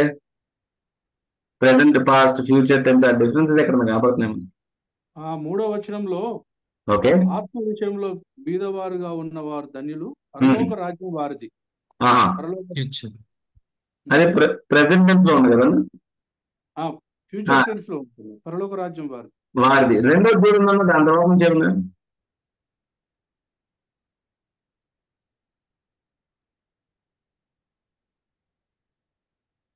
4వ వచనంలో దుఃఖపడి వారు ఓదార్చబడతారు. Okay, present continuous, future tense లో ఉంది వాస్తవంగా. They shall be comforted. 5వ వచనంలో they shall inherit the earth. 6వ వచనంలో దే షాల్ బి సాటిస్ఫైడ్. 7వ వచనంలో దే షాల్ రిసీవ్ మర్సీ. 8వ వచనంలో ఆత్మలో సిద్ధులైన వారు ధన్యులు, వారు దేవుని చూచెదరు. అది కూడా దే షాల్ ఫ్యూచర్ టెన్స్ లో ఉంది. ఎక్సెప్ట్ ఇప్పుడు ఎక్సెప్ట్ 12వ వచనంలో ఏముంది? ఇది 9వ వచనంలో కూడా 10వ వచనం తెలుగులో, ఇంగ్లీష్ లో 10వ వచనం, తెలుగులో ఈ 9వ చదవండి. సమాధానపరిచే వారు ధన్యులు, వారు దేవుని కుమారులని పిలువబడతారు. అది కూడా ఫ్యూచర్ టెన్స్ లో ఉన్నాను, నేను గ్రీక్ లో చెప్తా ఉన్నాను. గురయ్యే వారు ధన్యులు, పరలోక రాజ్యం వారిది. మీరు చూసినట్లయితే బ్రదర్స్, ఈ 3వ వచనంలో ఇజ్ అని వాడబడింది, మిగిలినంతా షెల్ షెల్ షెల్. షెల్ అంటే భవిష్యత్తు గురించి మాట్లాడుతున్నటువంటి మాట. మళ్ళా 10వ వచనంలో ఇజ్ అని వాడబడింది, మిగిలినంతా కూడా షెల్ షెల్ షెల్ లో ఉంది. అంటే రెండు మాత్రము ప్రస్తుతం జరిగేటువంటి సత్యాలు, మిగిలినవన్నీ కూడా భవిష్యత్తులో జరగబోయేటువంటి సత్యాలు. నిజంగా రక్షణ పొందిన తర్వాత దుఃఖపడే వాళ్ళందరూ ఓదార్చబడుతున్నారా? లేదు, కొంతమంది దుఃఖపడుతూనే మరణిస్తారు, తప్పదు. నిజంగా ఇక్కడ 11వ వచనంలో ఉంది కదా, 11వ వచనంలో ఏముందంటే, మిమ్మల్ని తెలుగులో చదవండి బెంజమిన్. ఆ, నా నా కారణంగా జనులు మిమ్మల్ని నిందించి హింసించి మీ మీద అబద్ధంగా అన్ని రకాల చెడ్డ మాటలు పలికినప్పుడు మీరు ధన్యులు. దాని తర్వాత 12 పరలోకంలో మీకు గొప్ప బహుమానం దొరుకుతుంది. This is future tense again. ఇది ఇక్కడ సో సంతోషించి ఆనందించండి. ఇక్కడ ప్రెసెంట్ చూడండి, ఇక్కడ ప్రస్తుతము ఆనందించండి, భవిష్యత్తు మీకు గొప్ప రివార్డ్ ఉంది. చూడండి, థర్డ్ వర్స్ లో ఇస్ వాడబడింది ప్రెసెంట్. దాని తర్వాత మరలా 10వ వచనంలో ఈజ్ వాడబడింది. మిగిలినవన్నీ ఫ్యూచర్ టెన్స్ లో ఉన్నాయి. మీరు వాస్తవంగా గమనించినట్లయితే మత్తయి సువార్తలో ఒక టెన్షన్ మనకు కనపడతా ఉంది. The Kingdom of God that is now, the Kingdom of God that is not yet. ఇప్పుడే మనకు ఇవ్వబడుతున్నటువంటి దేవుని రాజ్యము, ఇంకా ఇవ్వబడుతున్నటువంటి దేవుని రాజ్యం మనం పాల్పరుస్తున్నాడు ఉన్నాం. అది మనకు కనపడతా ఉంది. ఈ బియాటిట్యూడ్స్ లో యేసుప్రభువు చెప్పినటువంటి కొండ మీద ప్రసంగంలో రాయబడినటువంటి మొదటి భాగంలో ఏదైతే వచ్చిందో, దేవుని యొక్క రాజ్యం ఏదైతే రావాలో, ఈ రెండింటి యొక్క వ్యత్యాసాన్ని కేవలం ఈ వర్బ్ టెన్సెస్, క్రియాపదాల యొక్క కాలాలను వారి గ్రంథకర్త మనం చెప్తాము. ఈ వ్యత్యాసం తెలియనప్పుడు ఏదైతే ఫ్యూచర్ ప్రామిస్ దాన్ని మనం ఇచ్చేస్తాం జనాలకి, ఏదైతే ప్రెసెంట్ ప్రామిస్ దాన్ని మనం అప్పు పెడతాం జనాలకి. మొట్టమొదటిది ఇస్ ద ప్రెసెంట్ ప్రామిస్. ఆత్మ విషయమై దీనులైన వారు, ఎవరైతే ఆత్మీయంగా నేను దరిద్రుణ్ణి, నన్ను నేను రక్షించుకోలేను, ఈ మతములను రక్షించలేదు, క్రీస్తు తప్ప నాకు బేసిక్ గా దిక్సూచి లేదు, ఆయన వైపు తిరిగిన వాడు మాత్రమే నిజంగా పరలోక రాజ్యము. అప్పుడే రాజు వచ్చాడు, రాజ్యాన్ని ఇవ్వడానికి వచ్చాడు. ఆయన మరణం పుస్తకం పునరుద్ధానం ద్వారా రాజ్యాన్ని ఇస్తాడు. మిగిలినవన్నీ కూడా భవిష్యత్తు కనిపెట్టబడ్డాయి, ఒక రోజున అవన్నీ నెరవేర్చబడబోతున్నాయి. ఎప్పుడైతే కేవలం ఈ చిన్న ప్రిన్సిపల్ మనం తెలియకుండా ఉంటామో, గ్రామర్ తెలియకుండా ఉంటామో, గ్రామర్ లో ఉన్నటువంటి ఆ కాలం యొక్క విలువని తెలియపోతూ ఉంటామో, మనం పూర్తిని సత్యాన్ని క్లారిఫై చేయలేము, కన్విక్షన్ ని తీసుకురాలేము, కంఫర్ట్ ని తీసుకురాలేము, తిక్మకని తీసుకొచ్చేస్తాం. బ్రదర్స్ అర్థమైందా అండి అందరికి? జస్ట్ టెన్సెస్ గురించి మనం చూస్తా ఉన్నాం అంతే. ఇక్కడ మాత్రం కొన్నిసార్లు ఇక్కడ మనం ఇంపార్టెంట్ ప్రిన్సిపల్ నేర్చుకోవాలి ఏంటంటే, కొన్నిసార్లు it is good to refer to the original language. ఆదిమ భాష అయినటువంటి గ్రీకో హీబ్రూకో రెఫర్ చేయడం చాలా ఉత్తమం. అండ్ నేను మీకు చెప్పాను కదా, ఈ క్లాస్ అంతట్లో లాస్ట్ డేనా హోప్ఫుల్లీ నేను మిమ్మల్ని తీసుకెళ్ళి మీకు పరిచయం చేస్తాను. పెద్ద దాంట్లో సైన్స్ ఏ లేదు, చాలా ఈజీగా ఎవరైనా అర్థం చేసుకోవడానికి వీలుగా ఉండేటట్టు గొప్ప ట్రాన్స్లేటర్స్ కష్టపడి మనం చేశారు. అది ఆన్లైన్ లో ఉంది, బైబిల్ ఇంటర్మీడియట్ హబ్, మనం వెళ్ళి చూడొచ్చు. కాకపోతే నేను చెప్తున్నది ఏంటంటే, కొన్నిసార్లు మన లోకల్ భాష అయినటువంటి తెలుగు, హిందీయో, ఇంగ్లీష్ లోనో అది క్లియర్ గా లేనప్పుడు గుడ్, అది చాలా ఇంపార్టెంట్. మనం we go to the original language. Next వచ్చి టైం అయిపోయిందా? ఇంకా ఉందండి. ఆల్రెడీ జస్ట్ 6 more minutes ఉంది, ఇంకొక దాన్ని కవర్ చేద్దాం. సో ఇప్పుడు వరకు మనం ఏమేమి చూసాము? ఇండికేటివ్, ఇంపరేటివ్ చూసాం, రైట్? జోసెఫ్ బ్రదర్, ఇండికేటివ్ అంటే ఏంటి, ఇంపరేటివ్ అంటే ఏంటి చెప్పండి. జోసెఫ్ పొలకొండ బ్రదర్ అన్నా, చెప్పండి బ్రదర్. మీ మాట నాకు అర్థం కావట్లేదు. మీరు ఏం అడుగుతున్నారో కూడా అర్థం కాలేదండి నాకు. అవునా, ఇండికేటివ్ అంటే ఏంటి, ఇంపరేటివ్ అంటే ఏంటి చెప్పండి అడుగుతున్నాను. చెప్తాన్నా. సూచించబడినవి, సూచించబడ్డ వాటిని జరిగించేవి క్రియలు రెండు. రైట్. ఇండికేటివ్ అంటే ఏంటి దాంట్లో? జరుగుతూ ఉన్నవి, ప్రజెంట్ జరిగే విషయాలు. ఎవరన్నా ఇంకెవరన్నా హెల్ప్ చేస్తారా బ్రదర్ జోసెఫ్ కి? క్రియలు అని అన్న, ఆ క్రియలు అనేది కరెక్టే అన్న. అయితే ఇప్పుడు అన్న అడిగేది ఏంటంటే, ఫస్ట్ ఇండికేటివ్ అంటే ఏంటిది? జరిగే క్రియలా, సూచించే క్రియలా? సూచించే క్రియలు. Right right. ఇండికేటివ్ అంటే ఎప్పుడు సూచించబడినవే, దాంట్లో మనం పాల్గొనలేము. దేవుడు ఆల్రెడీ చేసిన విషయాలనే మనకు అక్కడ రాయించి పెట్టాడు. ఇంపరేటివ్ అంటే ఏంటి? ఇంకెవరన్నా చెప్తారా? చక్రీ బాబు బ్రదర్, ఇంపరేటివ్ అంటే మనం చేయవలసినవి రైట్, మనకి ఇవ్వబడినటువంటి ఆజ్ఞలు. ఈ ఆజ్ఞలు. రెండింటికి సంబంధం ఏంటి ఎవరైనా చెప్తారా?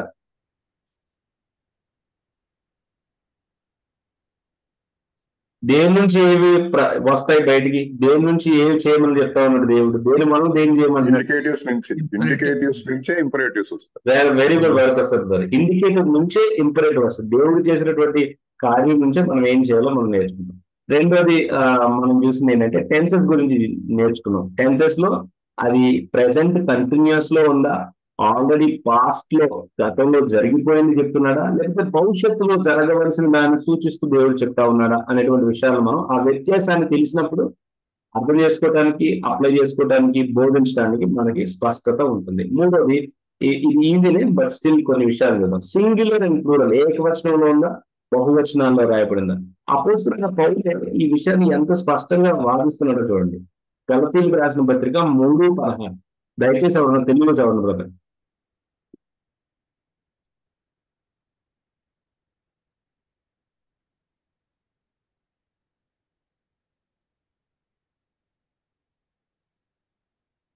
అబ్రహామునకును అతని సంతానమునకును వాగ్దానములు చేయబడెను. ఆయన అనేకులను గూర్చి అన్నట్టు సంతానములకును అని చెప్పక ఒకని గూర్చి అన్నట్టే నీ సంతానమునకును అనెను. రైట్, క్రీస్తు. అపోస్తలుడైన పౌలు గ్రామర్ ని పట్టుకుని క్రిస్టాలజీ, డాక్ట్రిన్ ఆఫ్ క్రైస్ట్ ని వల్లగుద్ది వాదిస్తా ఉన్నాడు. పాత నిబంధన అంతా ఒక్క మాటలో తేల్చిపడేశాడు. అబ్రహాముకి చేసిన వాగ్దానాలు అనేకములు ఉన్నా సరే దేవుడు అనేక కుటుంబాలను ఆశీర్వదిస్తానని చెప్పాడు కదా. ఏంటి ఆ ఆశీర్వాదం ఎవరి ద్వారా వస్తుందంటే సంతానం ద్వారా రాదు, సంతానం ద్వారా. ఆ సంతానం ఇస్సాకు ద్వారా వచ్చింది, యాకోబు ద్వారా, యూదా ద్వారా, దావీదు ద్వారా వచ్చినప్పుడు ఎవరు నిజంగా లోకాన్ని ఆశీర్వదించేటువంటి వారు అంటే యేసుక్రీస్తు వారు. ఆయననే ప్రపంచం అందరికీ కూడా రక్షణ అనేటువంటి కార్యక్రమం జరగబోతా ఉన్నది. సో అపోస్తలుడైన పౌలు ఏం చేస్తున్నాడంటే పాత నిబంధనలో ఉన్న గ్రామర్ ని తీసుకుని నూతన నిబంధనలో doctrine of Christ and Jesus as the saviour, only saviour అనేటువంటి ట్రూత్ ని ఎస్టాబ్లిష్ చేస్తా ఉన్నాడు. అక్కడ వ్యత్యాసాన్ని చూపించడానికి సింగులర్ లో ఉందా, ఏకవచనంలో ఉందా, బహువచనంలో ఉందా అనే విషయాలు మనకి చూపిస్తా ఉన్నాం. రెండో విషయాన్ని చూద్దాం.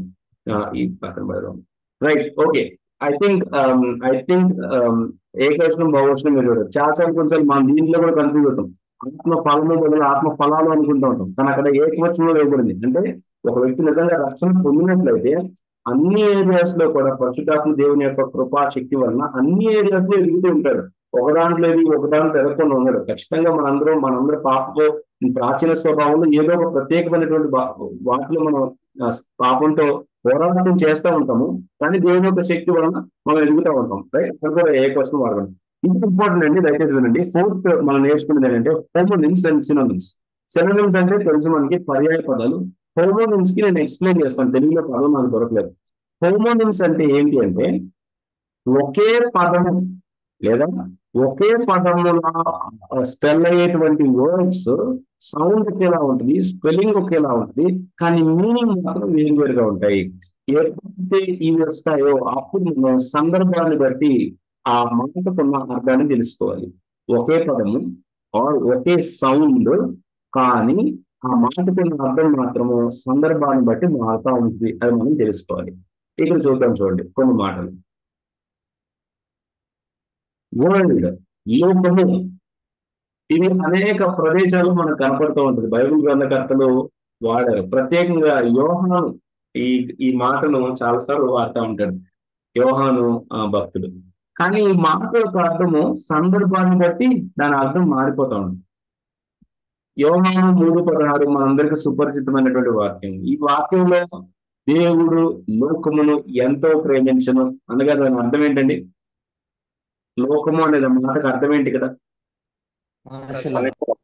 మనుషులు కదా, రైట్. కానీ మనం అదే మొదటి యోహాను 2:15కి వెళ్తే ఏమని అర్థం ఉంది? మీరు లోకములో ఉన్న దాన్ని నేను ప్రేమించుకుడి. అక్కడ దానికి ఏమర్థమవుతుంది? శరీరాశ, నేత్రాశ, జీవబుడము. Very good. అన్న ఏం చేశాడంటే అక్కడ లిటరరీ కాంటెక్స్ట్ చూసి ఆ వర్డ్ ఎలా ఇంటర్ప్రిట్ చేయబడిందో దానికి అప్లై చేశారు కదా. రెండింటి దగ్గర కాస్మోస్ అనే మాట వాడబడింది. రెండింటి దగ్గర కూడా ఆ 4 ఈ గ్రీక్ లో మీరు చదివినట్లయితే అక్కడ ఉన్నటువంటి 4 పదాల అర్థాలు ఉంటాయి. ఏ అర్థాలు మనం తీసుకోవాలి? ఎందుకంటే ట్రాన్స్లేటర్స్ ఏం చేశారు, మనకి అక్కడ ఉన్నటువంటి పాదాన్ని మాత్రం అలానే ఉంచారు. ఎందుకంటే అర్థము సందర్భాన్ని బట్టి అక్కడ మనకి అవతరిస్తూ ఉంటుంది. సో ఇక్కడ లోకం అనే మాట సేమ్ పదము సేమ్ సౌండ్ వాడబడిన ఇక్కడ ఉన్నటువంటి అర్థం వచ్చి ఇక్కడ రాయబడింది. ఇక్కడేమో ప్రజలు అనే అర్థము, ఇక్కడేమో వాల్యూ సిస్టము, లోకంలో ఉన్నటువంటి విలువలు. లోకంలో ఉన్న విలువలు ఏంటి? పాపపు విలువలు. అందుకే అక్కడ అన్న చెప్పినట్టు చాలా క్లియర్ గా ఎక్స్ప్లెయిన్ చేయబడతాం. శరీరాశ, నేత్రాశ, జీవపటము, వీటివి ఇవన్నీ కూడా తండ్రి వల్ల కలిగినవి కావు. ఇంకొక మాట చూద్దాం. మొదటి యోహాను 5వ అధ్యాయము 19వ వచనం ఎవరైనా చదువుతారా?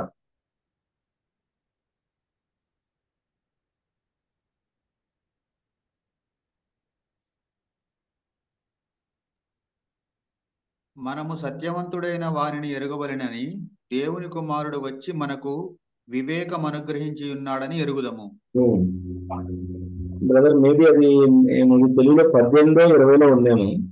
మనము దేవుని కుమారులను మనం ఎరుగుదము, అయితే ఈ లోకం అంతయు కూడా అపవాది దుష్టుని శక్తి కింద కంట్రోల్ కింద ఉంది అనే మాట మీద మనము దేవుని సంబంధులమనియు లోకమంతయు దుష్టుని అందున్నదనియు ఎరుగుదము. ఈ ఇక్కడ లోకం అంటే ఏంటి? మీనింగ్స్ కింద ఒకటి ప్రజలు అందరూ, అది బైబిల్ మొత్తం కూడా చెప్పడం. ఇన్ఫాక్ట్ ఎఫెషియన్స్ 2లో చేయబడినట్లయితే అందరూ కూడా చిల్డ్రన్ ఆఫ్ రాత్ అని దేవుడు మారుతా ఉంది. అపోస్తలుడు పౌలు ఏమంటున్నాడంటే వీరు ఉగ్రత కుమారులు ఉన్నారు అని రాయబడింది. ఇంకొక చోట ఏమందంటే చిల్డ్రన్ ఆఫ్ డిజోబీడియన్స్, అవిధేయతకు కుమారులు ఉన్నారు, లేదా అవిధేయ పుత్రులు ఉన్నారు అనేటువంటి మాట పడుతుంది. ఇంకొక అర్థం ఏంటంటే హోల్ వరల్డ్ అంటే వాల్యూ సిస్టమ్ కూడా మనం తీసుకోవచ్చు కదా. పాప విలువలు ఇది ఇక్కడ చూసాం కదా. ఈ శరీరాశ, నేత్రాశ, జీవగుణము దేవుడు కలిగి కాదు కానీ లోకం వల్ల, అంటే లోకం పుట్టించుకోలేదు కదా.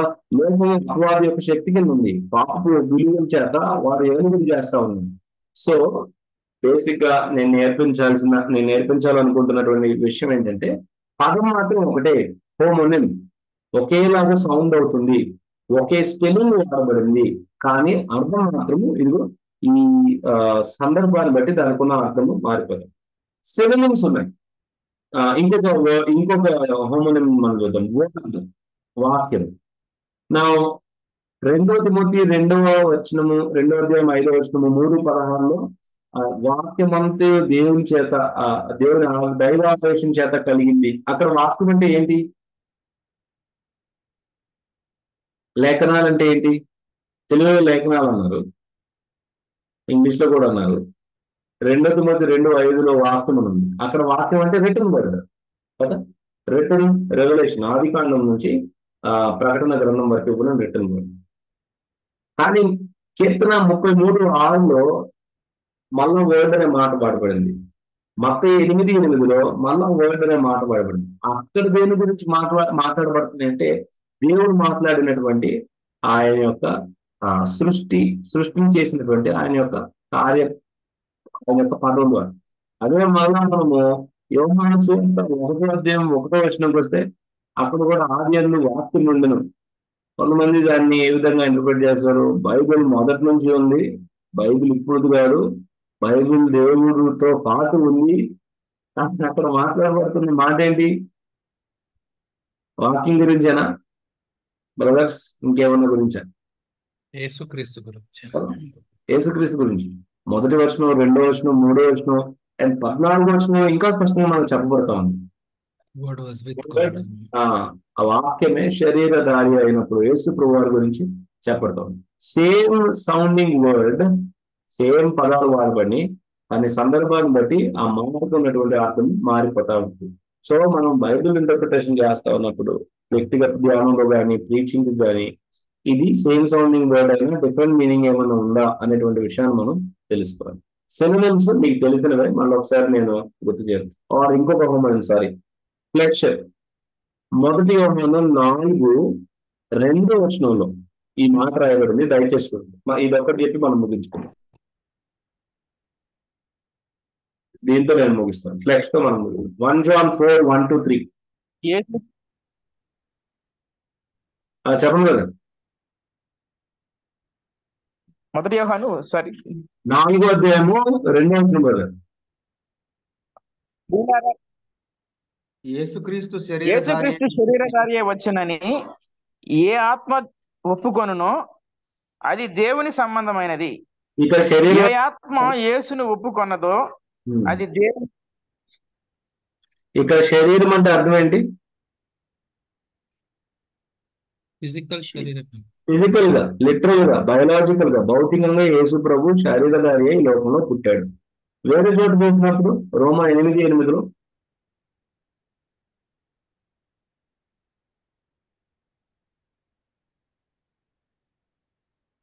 శరీరధారులైన వారు దేవునికి ఇష్టలుగా ఉండదు కదా. Those who are in the flesh cannot please God. కాగా శరీర స్వభావము గలవారు దేవుని సంతోషపరచనేరరు. ఇక్కడ ఏంటండి చక్రబాబు బ్రదర్? స్వభావం గురించి తెలియజేస్తుంది కదా. ఇక్కడ శరీరం, లిటరల్ శరీరం గురించి మాట్లాడకుండా ఈయనవే అలంకార భాష రూపంలో మాట్లాడుతూ ఉన్నాడు. దేని గురించి చెప్తా ఉన్నాడు అంటే పాప స్వభావంలో ఉన్నవారు అనేటువంటి విషయాన్ని చెప్తా ఉన్నాడు. ఒక చోట ఫిజికల్ బాడీ, ఇంకో చోట సిన్ఫుల్ నేచర్ గురించి మాట్లాడుతాను. సరే, 6 minutes అయిపోయింది, ఎక్స్ట్రా తీసుకున్నాను. I'm very sorry. But any thoughts, any doubts, any insights? అర్థమైందండి? సో జస్ట్ మనం 4 విషయాలే కవర్ చేస్తాం గ్రామర్ లో. ఇండికేటర్స్, ఇంపరేటివ్స్ మనం చూసాము, టెన్సెస్ గురించి చూసాము, హోమోనిమ్స్ గురించి మనం చూడగలిగాం. వీటిలోనే చాలా విషయాలు మనం నేర్చుకోగలిగాము. Maybe next week when we come back మనము following part of the class ని చూసి వేరే విషయాలు మనం నేర్చుకో. రైట్, ఓవర్ టు బెంజన్న. సారీ, నేను కొంచెం సుస్తుగా ఉండే, లేట్ అయింది నాకు పనులు చేసుకునేసరికి. థ్యాంక్ యూ సో మచ్ తమ్మి. అర్థం చేసుకుంటున్నాము, ఇంకా మొత్తం అర్థం కాలేదు కొన్ని, అట్లా అంటే ఇంకా మంచిగా కష్టపడాలి. ఇంకా మేము అర్థం చేసుకోవాలంటే ఇది చాలా కష్టమైన సబ్జెక్టు. మీరు అలవాటు ప్రకారం మీకు చాలా ఈజీగా ఉంది, కానీ మాకు అంటే డైరెక్ట్గా మేము ఇలాంటి ఏమి గ్రామర్ ఇవన్నీ వాడకుండానే చాలా టీచింగ్లు చేసినాము, చాలా డ్యామేజ్ కూడా చేసినాం. సో ఇప్పుడు నేర్చుకుంటున్నాం తమ్మి. Thank you so much. ఇది మాకు చాలా హెల్ప్ఫుల్ ఉన్నది. ఇంకా రాబోయే దినాల్లో కూడా ఇంకా నేర్చుకుంటాం. సో ఇదంతా అయిపోయిన తర్వాత నువ్వు నోట్స్ మాకు ఇవ్వాలని మేము కోరుకుంటున్నాం. అరే అనుకున్నా, మీరు చాలా రాసేసుకుని టైం వేస్ట్ చేసుకోవద్దు. నేను మీకు నోట్స్ అంతా పంపిస్తా, మీరు నేర్చుకుని వాడుకోవచ్చు కూడా. అయితే but I will still recommend, దయచేసి ఏ విషయాలు రాసుకోవాలంటే మీకు ఇన్సైట్ గా అనిపించినవి మాత్రం రాసుకోండి, అది మీకే గుర్తుంటుంది.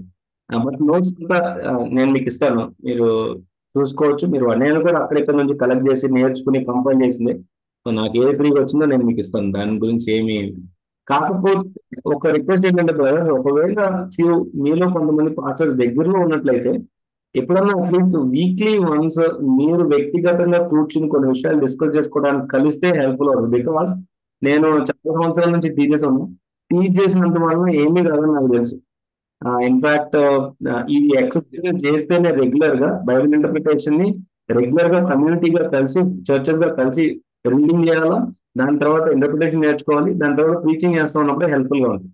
సో ఒక రికమెండేషన్ ఏంటంటే, ఒకవేళ మీరు దగ్గరలో ఉన్నట్లయితే ఎవరైనా కొంతమంది కలిసి నేర్చుకున్న వాటిని డిస్కస్ చేసుకోవటము, అట్లీస్ట్ మీ బైబిల్ వ్యక్తిగత ధ్యానాన్ని ఇంకొకరితో పంచుకోవడం చేసినట్లయితే అప్పుడు దాంట్లో ఏమైనా తప్పులు ఉన్నాయా, కరెక్ట్గా చేస్తున్నామా లేదా అనేటువంటి విషయాలు నేర్చుకోండి.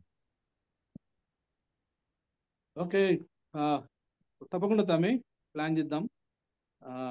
గ్రూప్స్ గా మనం డివైడ్ అయిపోయి ఆంధ్ర, మన విజయవాడ దగ్గర ఉన్న సహోదరులందరూ, అదేవిధంగా హైదరాబాద్ లో ఉన్న సహోదరులు, మన నెల్లూరు, కరీంనగర్, సిరిసిల్ల ఈ ప్రాంతంలో ఉన్న వాళ్ళందరూ కూడా మీరు ఆలోచించండి.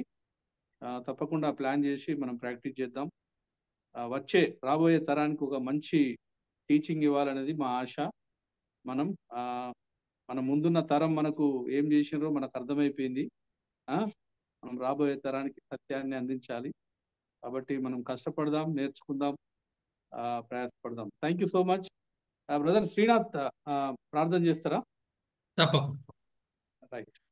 Heavenly Father, we thank you so much for this day. Thank you so much, Father, that Father, we could have spent this time in different things, but Father, you gave us this privilege where we could come together and learn some important aspects, especially, Father, understanding how to interpret your word correctly, how to understand what was intended while writing this particular word. Thank you so much, Father. Thank you. Whenever there is a need, you really bring, Father, whatever was needed. So today is one of those things, Father, and thank you so much, Father, that you stopped us from further damaging, Father, anything that we could have done before. Thank you so much, Father, for opening our eyes, Father, and give us the spirit to learn continuously. Yes, Lord. Father, don't ever make us feel as if we have learned everything. Father, thank you so much, Father, for this time again. Bless each and every one of us. Thank you so much, Father, for Brother Cyril for taking his time and teaching these important, deep things to us, Father, and watch over us through the rest of the day. Thanks again. And we also pray for Brother Raj for his healing, Father, as he is unwell. Father, watch over him and touch him, heal him, and bring him back, Father. Thanks again. In Jesus' precious name we pray. Amen. Amen. Thank you, So, Amen. thank you. Thank you, brothers. ఒక విషయం నేను మర్చిపోయాను చెప్పడం ఏంటంటే interpretation first మన ఆత్మకు